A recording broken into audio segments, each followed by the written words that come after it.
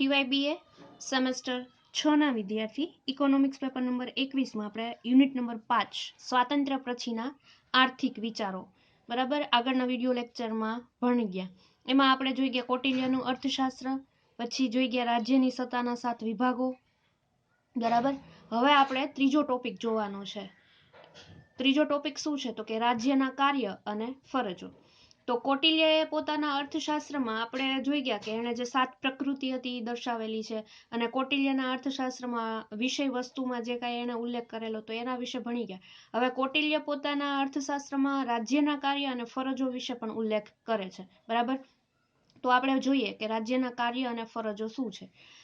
તો આપણને બધાને ખબર છે કે કૌટિલ્યના અર્થશાસ્ત્રમાં જોઈએ ને તો સૌથી વધારે એને ભાર કોના ઉપર મૂક્યો તો કે રાજ્ય ઉપર બરાબર, રાજ્યના કાર્યક્ષેત્ર ઉપર।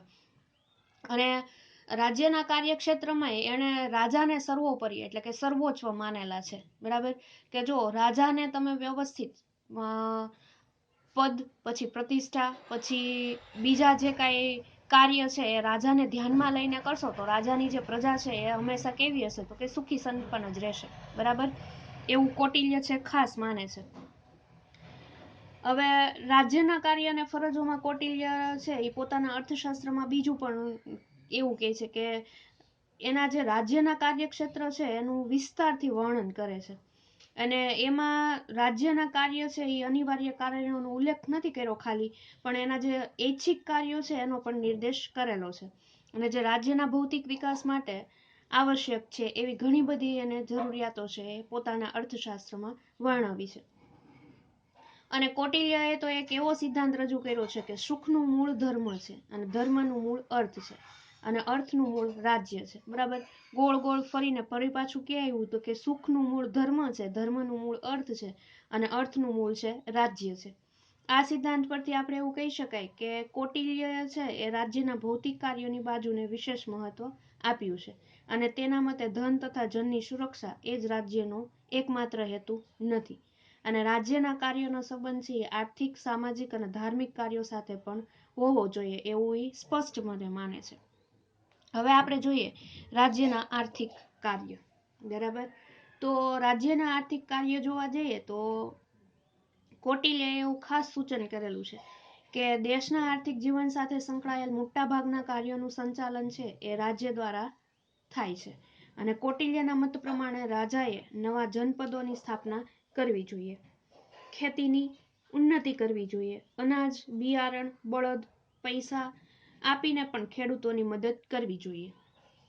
રાજાએ ખેડૂતોની તંદુરસ્તીમાં વધારો કરવા માટે તથા એમના રોગો તથા દુઃખોને દૂર કરવા માટે અમુક નિશ્ચિત રકમ આપતા રહેવું જોઈએ, જેથી તેઓ ધન ધાન્યમાં વધારો કરી રાજ્યના કોષ એટલે કે તિજોરીને સમૃદ્ધ બનાવે બરાબર।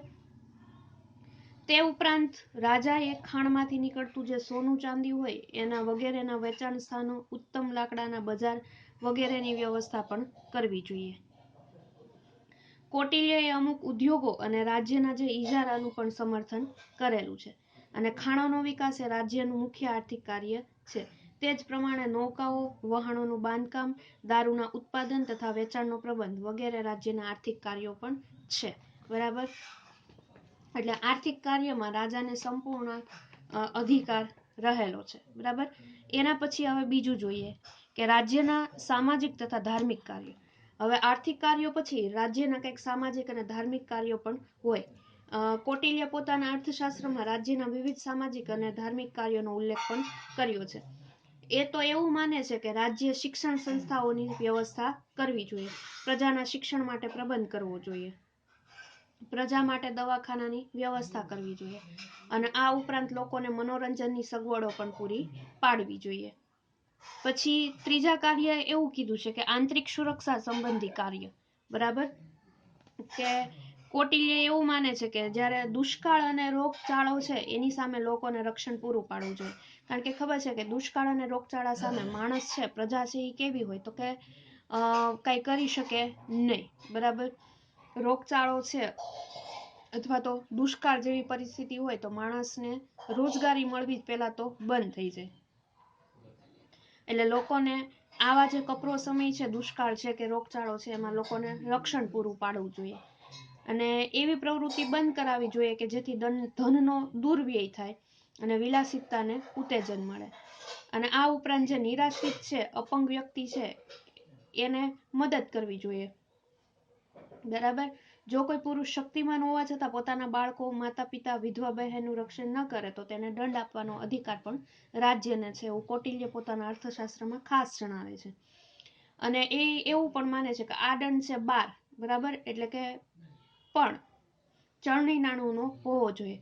જો કોઈ પુરુષ પોતાના સ્ત્રી બાળકોના જીવન નિર્વાહનો પ્રબંધ કર્યા વગર સંન્યાસ ગ્રહણ કરે તો રાજાએ તેનો દંડ કરવો જોઈએ, એવું કૌટિલ્ય માને છે. અને એ ઉપરાંત આંતરિક વ્યવસ્થા અને સુરક્ષા જાળવવા માટે કૌટિલ્ય અનેક બાબતોનો ઉલ્લેખ કરે છે, જેવી કે ખનિજ પદાર્થોના વેચાણની વ્યવસ્થા, ચલણી નાણાંની વ્યવસ્થા, વારસાના નિયમો નક્કી કરવા, કર વસૂલાત કરવી, જેલની વ્યવસ્થા કરવી, જાસૂસોની નિયુક્તિ કરવી, અસામાજિક પ્રવૃત્તિ અને કાર્યો માટે દંડની વ્યવસ્થા કરવી જોઈએ, એવું કૌટિલ્ય ખાસ માને છે. એના પછી બાહ્ય આક્રમણ સામે રક્ષણ. બરાબર. રાજ્યના કાર્ય અને ફરજો શું છે? તો કે બાહ્ય આક્રમણ સામે રક્ષણ. હવે કૌટિલ્ય એવું માને છે કે બાહ્ય આક્રમણ સામે પ્રજાનું રક્ષણ કરવું એ રાજ્યનું સૌથી અગત્યનું કાર્ય છે. અને આ હેતુ માટે રાજાએ જે જનપદની સીમાઓની ચારે બાજુએ કિલ્લાઓ છે એ બાંધવા જોઈએ. બાહ્ય આક્રમણ અને આંતરિક આપત્તિના સંજોગોમાં કામ આવે તે માટે કોષ કે ખજાનાની વૃદ્ધિ કરવી જોઈએ. ગુપ્તચરો અને જાસૂસોની નિમણૂક કરવી જોઈએ, જેથી તેમના દ્વારા દુશ્મન રાજ્યના ઈરાદાઓનો ખ્યાલ આવી શકે અને દેશ છે, બરાબર, કાળ અને સંજોગો પ્રમાણે અન્ય રાજ્ય સાથે સંધિ કરી લેવી જોઈએ. બરાબર. અમાત્ય વગેરે જે મુખ્ય પ્રકૃતિઓને અનુકૂળ બનાવીને આંતરિક ઝઘડા છે એ દૂર કરવા જોઈએ અને યોગ્ય લશ્કર એકઠું કરવું જોઈએ. આ લશ્કર ક્યારેય પણ પરાજય ન પામે એવું હોવું જોઈએ અને લશ્કરના જે ક્ષત્રિયોની સંખ્યા છે એ વધારે હોવી જોઈએ. બાંધકામ અને નિર્માણ કળાના જાણકારો દ્વારા લશ્કર માટે છાવણીઓ પણ બનાવડાવી જોઈએ.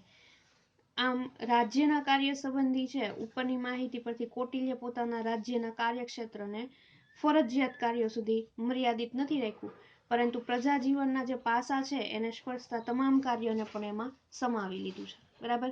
આ થઈ ગયો ત્રીજો ટોપિક, રાજ્યના કાર્ય અને ફરજો. હવે આપણે ચોથો ટોપિક જોઈએ. બરાબર. જોઈએ ચોથો ટોપિક શું છે, તો કે રાજ્યનું શાસન તંત્ર. જોઈએ ચોથો ટોપિક, રાજ્યનું શાસન તંત્ર. હવે રાજ્યના શાસન તંત્રમાં સૌથી પહેલા તો આવે છે મંત્રી પરિષદ. બરાબર. જોઈએ મંત્રી પરિષદ. હવે કૌટિલ્ય રાજાશાહીના સમર્થક હતા. બરાબર. અને છતાં પણ રાજ્ય શાસન માટે મંત્રી પરિષદને તે એક આવશ્યક સંસ્થા માને છે. અને એણે એવું લખ્યું છે કે રાજ્ય એક રથ સમાન છે, તેમાં રાજા તથા મંત્રી છે એ બે પૈડા રૂપ હોય છે અને તેથી રાજ્યના જે વિધિપૂર્વક સંચાલન માટે રાજાએ મંત્રીની નિયુક્તિ કરવી જરૂરી છે. રથ ચલાવવા માટે બંને પૈડાઓની જરૂર રહે છે. તે જ રીતે રાજ્યના શાસન અને સંચાલન માટે મંત્રી રૂપી પૈડાની પણ એટલી જ જરૂરી પડે છે જેટલી રાજા રૂપી પૈડાની જરૂર હોય. બરાબર. વિશેષ કૌટિલ્ય એવું પણ માને છે કે તે સમયે મંત્રી પરિષદ છે એ રાજ્ય શાસન ચલાવવામાં રાજાને સહાય કરવા માટે ખૂબ જ મદદરૂપ થાય છે. અને કૌટિલ્ય તો મંત્રી પરિષદનું મહત્વ દર્શાવતા એવું લખ્યું છે કે માત્ર 2 ચક્ષુ હોવા છતાં ઇન્દ્રને સહસ્રાર કહેવામાં આવેલ છે, કારણ કે ઇન્દ્રની મંત્રી પરિષદમાં 1000 બુદ્ધિમાન મંત્રીઓ હતા અને તે રાજાના ચક્ષુ સમાન ગણાતા. એટલે રાજાની સાથે મંત્રીને પણ મહત્વ કૌટિલ્ય છે પોતાના અર્થશાસ્ત્રમાં આપે છે. આથી જ આગળ જોઈએ તો કે આથી જ ડોક્ટર જયસાલ એવું નોંધે છે કે નિયમયુક્ત તથા ધર્મસંગત હોય તેવા બધા શાસન સંબંધી કાર્યો છે એ રાજાએ મંત્રીઓની સંમતિ તથા સ્વીકૃતિથી જ કરવા જોઈએ.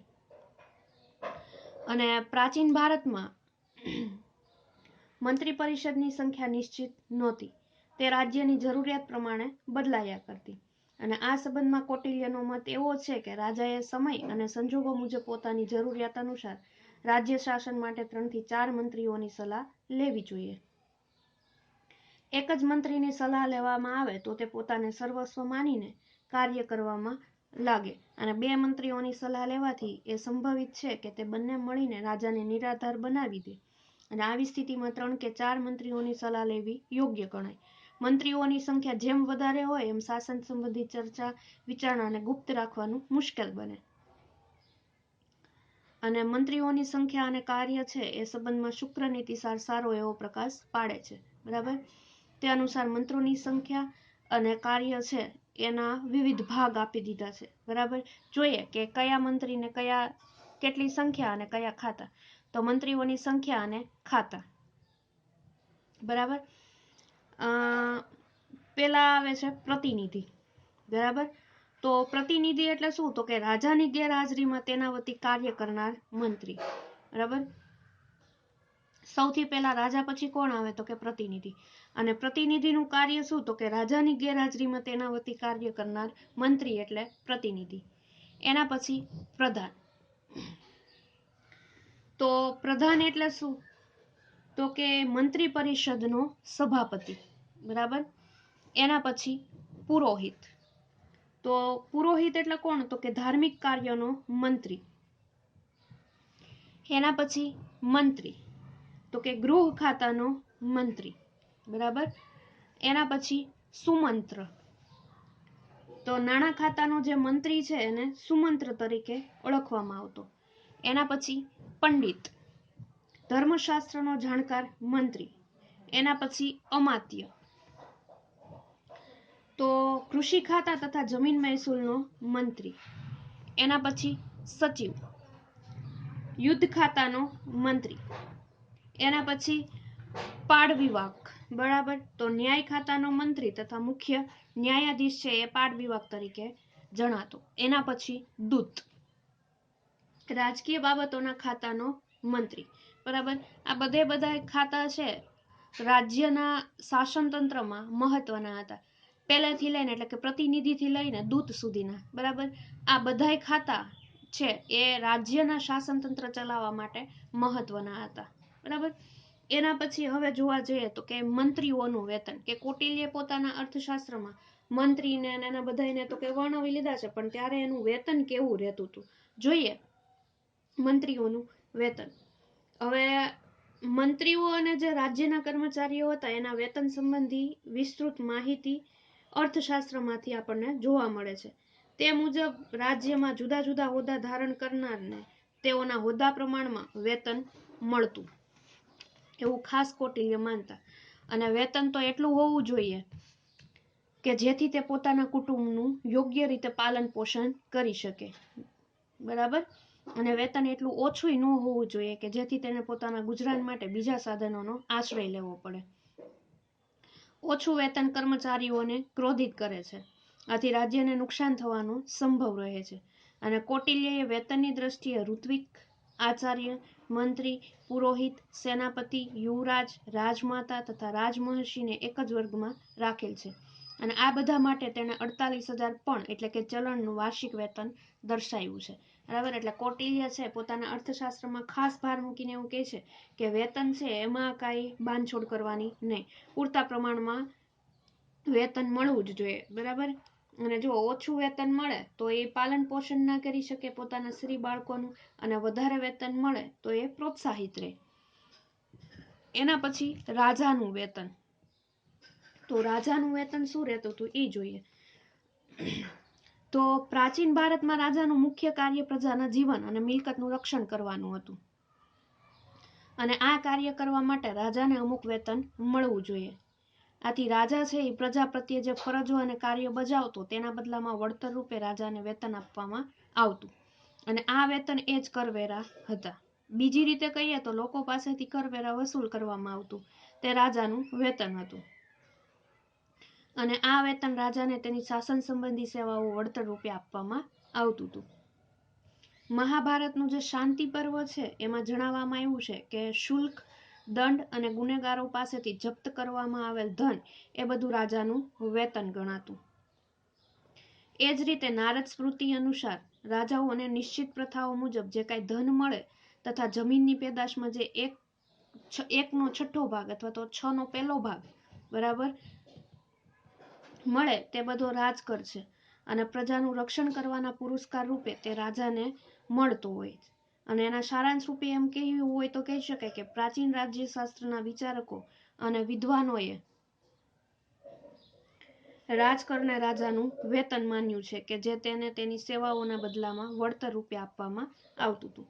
અને રાજા તથા મંત્રીઓના સંબંધનો ઉલ્લેખ કરતા ડોક્ટર આલ્તેકર તો એવું લખે છે કે મંત્રીઓની સત્તા અને પ્રતિષ્ઠા મોટા ભાગે તેઓના વ્યક્તિત્વ પર આધાર રાખતી હતી. જ્યારે રાજાઓ બળવાન અને સત્તાશાળી હતા ત્યારે બધી સત્તાઓ તેઓના કેન્દ્રમાં રહેતી હતી અને રાજ્ય તંત્ર કહેવાતું. અને જ્યારે તેઓ નબળા અને શક્તિવિહીન થઈ જતા ત્યારે મંત્રીઓના જ ખરા શાસક તરીકે રહેતા. અને સામાન્ય સંજોગોમાં રાજ્ય સત્તા છે એ બંનેમાં વિભાજિત રહેતી. બરાબર. અને એને ઉભિયાત તંત્ર કહેવાતું. બરાબર. એટલે કે શાસન તંત્ર રાજા અને મંત્રીઓ એમ બંને પર સમાન રીતે આધારિત માનવામાં આવતું. બરાબર. એના પછી જોઈએ કર સંબંધી સિદ્ધાંતો. તો કર સંબંધી સિદ્ધાંતોમાં વેતનનો સિદ્ધાંત ખાસ જોવા મળે છે. બરાબર. તેથી કર સંબંધી મુખ્ય બે સિદ્ધાંતો આપણે જોવા પડે. પેલો જોઈએ કે કરનો ધાર્મિક સિદ્ધાંત. કરનો કંઈક ધાર્મિક સિદ્ધાંત પણ રહેતો હતો. અને શું રહેતો હતો એ જોઈએ. કરના સિદ્ધાંત પ્રમાણે રાજા પોતાની ઈચ્છા પ્રમાણે કર નક્કી કરી શકતો નહોતો. જે રીતે રાજા ધર્મને આધીન છે તે જ રીતે કર નિર્ધારણમાં પણ તે ધાર્મિક નિયમો અનુસાર વર્તે છે. આથી જ રાજાને નિર્દિષ્ટ ફળ ભોગવનાર કહેવામાં આવે છે. અને બીજો જોઈએ તો કે વેતનનો સિદ્ધાંત. બરાબર. હવે વેતનના સિદ્ધાંત દ્વારા રાજા છે એ કરભૃતિ એટલે કે વેતનના રૂપમાં મેળવે છે. અને ધર્મ અનુસાર રાજા પ્રજાનો પરિપાલક અને રક્ષણ કરતા છે. બરાબર. આથી કર એ એની સેવાનું મહેનતાણું છે. અને મહાભારતમાં કરને સ્પષ્ટ રૂપે રાજાનું વેતન કહેવામાં આવતું હતું. અને આ વેતન છે એ ધાર્મિક સિદ્ધાંતો અને નિયમો અનુસાર નક્કી કરવામાં આવતું હતું. એના પછી જોઈએ દૈવી સિદ્ધાંત. બરાબર. તો શુક્ર નીતિ અનુસાર બ્રહ્માએ રાજાનું સર્જન કર્યું, પરંતુ વાસ્તવમાં તે પ્રજાનું પાલન અને રક્ષણ કરનાર સેવક જ છે. પ્રજાનું રક્ષણ એનો વિકાસ કરવાના બદલામાં રાજાને કરના રૂપમાં એનો ભાગ કે વેતન મળે છે. આ હકીકત સ્પષ્ટ કરતા ડોક્ટર જયસ્વાલ જણાવે છે કે બીજા શબ્દોમાં આપણે આ જ હકીકત આ જ રીતે કહી શકીએ કે પ્રજાના સ્વામી સેવકના નિર્વાહ માટે સ્વયં બ્રહ્માએ તેનું વેતન છે નિશ્ચિત કર્યું હતું. અને એ જે વેતનથી વધારે લઈ શકતો નહીં અને એને અધિકાર પણ હતો નહીં. આ સિદ્ધાંત મુજબ પ્રજા માલિક હતી અને રાજા સેવક હતો. આથી પ્રજાએ કરના રૂપમાં રાજાને વેતન આપવાનું વચન આપ્યું હતું. અને ડોક્ટર જયસ્વાલના મતે તો હિન્દુ કરવેરાના સિદ્ધાંતો હતા એને ઘણી બધી રીતે એને રજૂ કર્યા છે. બરાબર. જોઈએ આપણે કે જયસ્વાલ છે એના મતે હિન્દુ કરવેરાના સિદ્ધાંતો કેવા કેવા છે. તો પેલો સિદ્ધાંત તો એવો જણાવે છે કે કર વસૂલ કરવામાં રાજાએ કદી પણ લોભ કે તૃષ્ણાને વશ થઈને પોતાના તથા અન્યના મૂળનો ઉચ્છેદ કરવો જોઈએ નહીં. એના પછી બીજું એવું કહે છે કે પ્રજા પર એવી રીતે કર નાખવો જોઈએ કે જેથી આગળ જતા જરૂરિયાતને પ્રસંગે વધારે કરભાર સહન કરવાની પ્રજાની શક્તિ છે એ ટકી રહે. એના પછી ત્રીજું એવું કહે છે કે જે રાજ્યની પ્રજા પર ઘણા વધારે કરનો બોજો હોય તે રાજ્ય ખોટા કાર્ય કરી શકતું નથી. અને ખોટા કાર્ય તે જ રાજ્ય કરી શકે કે જેની પ્રજા પર કરનો સાધારણ બોજ હોય. પછી આગળ એવું માને છે કે કરવેરાનું પ્રમાણ એટલું બધું ન હોવું જોઈએ કે જેથી તે પ્રજાને બોજરૂપ લાગે. ફૂલોને કષ્ટ પહોંચાડ્યા વિના જે રીતે મધમાખી તેમાંથી મધ સંચય કરે છે એ જ રીતે રાજાએ પ્રજાને કષ્ટ આપ્યા વગર કરવેરા છે એ વસૂલ કરવા જોઈએ. એના પછી એવું માને છે કે જ્યારે રાજ્ય વધારે સમૃદ્ધ થવા લાગે ત્યારે ધીરે ધીરે રાજાએ કરવેરા વધારવા જોઈએ.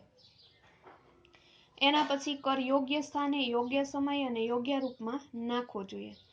એના પછી કર વસૂલાતની પદ્ધતિ કે રીત છે એ પ્રજા માટે કષ્ટદાયક હોવી જોઈએ નહીં. એના પછી વ્યાપાર વાણિજ્ય ઉદ્યોગોમાં લાભ પર કર નાખવો જોઈએ. એના પછી મોજ શોખની વસ્તુઓ પર વધારે કર નાખવો જોઈએ. પછી રાષ્ટ્ર કે રાજ્ય માટે લાભદાયક હોય એવી વસ્તુઓને કરમુક્ત રાખવી જોઈએ. પછી વસ્તુ પર માત્ર એકવાર કર નાખવો જોઈએ, વારંવાર નહીં. અને સાધારણ રીતે જે જમીનની ઉપરનો 1/6 ભાગ છે એના કરના રૂપમાં જમીન મહેસૂલ તરીકે લેવામાં આવતો હતો, બરાબર. એના પછીનો ટોપિક આપણે જોઈએ ચેપ્ટર નંબર 5નો 5મો ટોપિક અને છેલ્લો ટોપિક જોઈએ કે રાજકીય અર્થકારણના મુખ્ય સિદ્ધાંતો, બરાબર.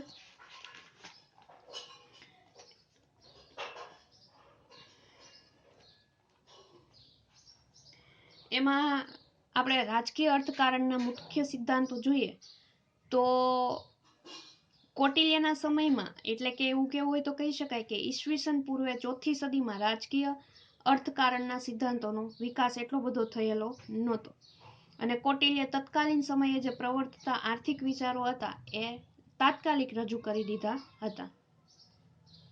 આ આર્થિક વિચારોને વર્તમાન રાજકીય અર્થકારણના સિદ્ધાંતો સાથે સરખાવી શકાય નહીં, બરાબર. વર્તમાન રાજકીય અર્થકારણ છે એ પાશ્ચાત્ય આર્થિક વિચારોનું પ્રદાન ગણી શકાય. અને તેનો પદ્ધતિસરનો અભ્યાસ છે એ એડમ સ્મિથનું વેલ્થ ઓફ નેશન્સ 1976 થી શરૂ થયો એમ કેવું હોય તો કહી શકાય. એટલે કૌટિલ્ય એના અર્થશાસ્ત્રમાં તો કે પાયાના જે કઈ વિચારો હતા એ રજૂ કરેલા છે, બરાબર. અને કૌટિલ્યએ જે અર્થશાસ્ત્ર રચ્યું એ તો ખરેખર રાજ્યશાસ્ત્ર સંબંધી કૃતિ ગણાય. અને કૌટિલ્યના અર્થશાસ્ત્રને બીજું નામ આપવું હોય તો એવું નામ આપી શકાય કે રાજ્યશાસ્ત્ર, બરાબર. કારણ કે કૌટિલ્યએ અર્થશાસ્ત્રમાં રાજા, બરાબર, રાજ્યના કાર્યો, ફરજો, રાજા અને પ્રજાને હિતમાં લઈને જ એને જે કઈ અર્થશાસ્ત્રના નિયમો છે એ રજૂ કરેલા છે. પછી અર્થશાસ્ત્ર 15 પ્રકરણોમાં વિભાજિત થયેલું છે અને સંસ્કૃત ભાષામાં 430 જેટલા પાનામાં લખવામાં આવેલ છે. તેમાં આર્થિક વિચારો ઉપરાંત પ્રજાના જે રાજકીય અને સામાજિક પાસાને સ્પર્શતા વિચારો રજૂ કરવામાં આવ્યા છે. કૌટિલ્યના આર્થિક વિચારોનું એને ઘણા બધા વિભાગોમાં અભ્યાસ કર્યો છે અને એમાં પહેલો ભાગ છે રાજ્યની ઉત્પત્તિ. એના પછી બીજો ભાગ એણે આપ્યો છે રાજ્યના અંગો, એટલે કે સપ્તાંગ સિદ્ધાંત, બરાબર. આપણે જે 7 પ્રકૃતિ જોઈ ગયા એ, બરાબર, જેમાં જનપદ આવી ગયું, દૂત આવી ગયું, અમાત્ય આવી ગયું, એ બધા છે એના સપ્તાંગ સિદ્ધાંત, એટલે કે રાજ્યના અંગો આવી ગયા. એના પછી ત્રીજું ભૌતિક સંપત્તિની પ્રકૃતિ તથા તો ઉદ્દેશ. એના પછી ચોથું એ જોઈ ગયા કે કૃષિનું મહત્વ. કૃષિનું મહત્વ છે એ કૌટિલ્યએ પોતાના અર્થશાસ્ત્રમાં વિશેષ ભાર મૂકીને દર્શાવ્યું છે. એના પછી પાંચમું જાહેર વિત્ત વ્યવસ્થા.